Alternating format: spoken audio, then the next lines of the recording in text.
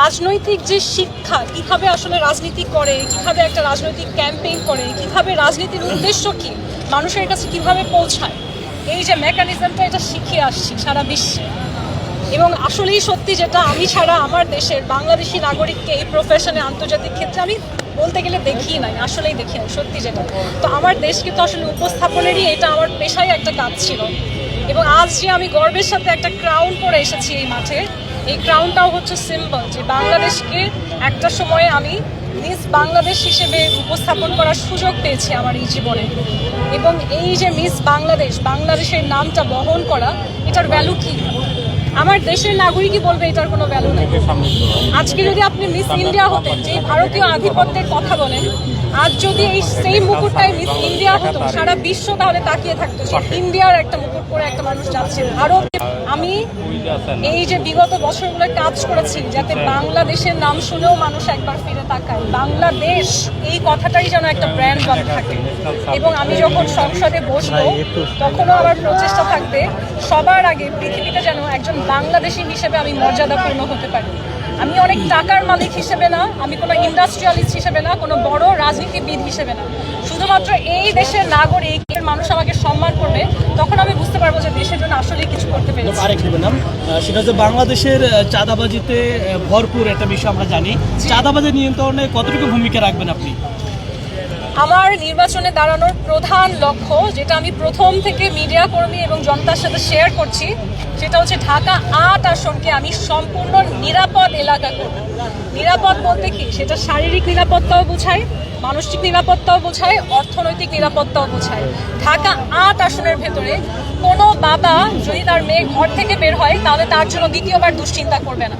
কারণ আমি এই ঢাকা ৮ আসনকে সেই অবস্থায় নিয়ে যাওয়ার জন্য সব রকম কাজ করব যেখানে নারীরা রাস্তায় নিরাপদে চলাফেরা করতে পারবে। একজন পুরুষ হোক, নারী হোক, তিনি যদি মাঝরাতেও বাসায় ফেরে, নারী হোক পুরুষ হোক, তাহলেও যেন সেই এলাকায় সে কোনো দুর্ঘটনার, কোনো ছিনতাইকারী, কোনো চাঁদাবাজির, কোনো ধরনের দুর্ঘটনার সম্মুখীন না হয়।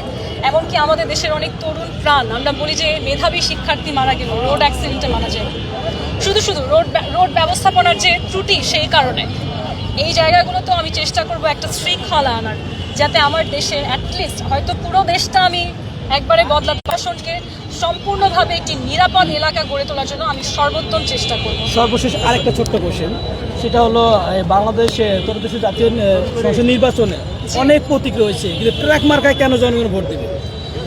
ট্রাক মার্কা হচ্ছে গতি রিপ্রেজেন্ট করে, গতি।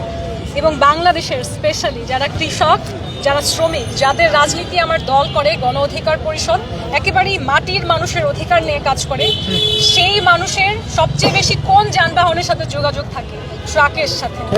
ট্রাক বাংলাদেশের যে আবহমান পরিবর্তন, সেটার প্রতীক।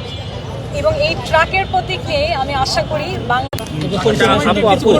আপু একটু, সেটা হচ্ছে আপনি স্পেসিফিক কোনো আপনার ইশতেহার আছে কিনা? অনেকে বিভিন্ন ধরনের ইশতেহার দিচ্ছে এবং ইতিমধ্যেই জানেন যে ঢাকা ৮-এ এর আগে আপনি বলেছেন যে আপনি একজন হেভিওয়েট প্রার্থী, পাশাপাশি আরো দুজন প্রার্থী রয়েছে, তারা বিভিন্নভাবে জনগণকে আকৃষ্ট করার চেষ্টা করছে। সেই ক্ষেত্রে আপনার স্পেসিফিক কোনো ইশতেহার আছে কিনা ঢাকা ৮-এ? আশা করি এবং আমি আল্লাহর কাছে প্রার্থনা করি যে আমার ওয়েট কখনোই 100 কেজির উপরে না হোক, যে আমাকে হেভি ওয়েট বলতে হবে নিজেকে। এবং আমি, এটা আমার নির্বাচনী ইশতেহারের একটা অংশ যে আমার এই দেশে অনেক মানুষ অপুষ্টিতে ভোগে। আমার দেশে যে খাদ্যর সুষম বন্টন, এটা হয়তো ভালোভাবে শেখানো হয় না, কিংবা আমাদের অর্থনীতির যে উপার্জন, সেই উপার্জনে আমরা যথেষ্ট পরিমাণে প্রোটিন খেতে পারি না। আমরা সরকারের উপরে নির্ভর করে বাঁচি। এই জাতির একটা বিশাল পুষ্টির অভাব। এটি হচ্ছে চিন্তা করার যে শক্তি।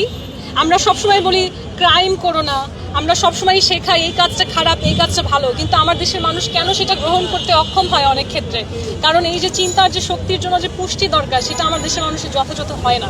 ঢাকা ৮ আসনে আমাদের কিছু কর্মসূচি আছে, যার মাধ্যমে অ্যাটলিস্ট হচ্ছে যারা দরিদ্র শ্রেণীর মানুষ, ডিসঅ্যাডভান্টেজ, সামনে রোজা আসছে, যাদের অ্যাটলিস্ট হচ্ছে সুষম খাবারটা আসলে সেরিতে খেয়ে রোজা রাখার মতন অবস্থা নেই, তাদের জন্য কিছু কাজ আমি করব, যাতে আমার দেশের মানুষের সুষম ডায়েট থাকে এবং কেউ হেভি ওয়েটে পরিণত না হয়। ঠিক আছে, ধন্যবাদ।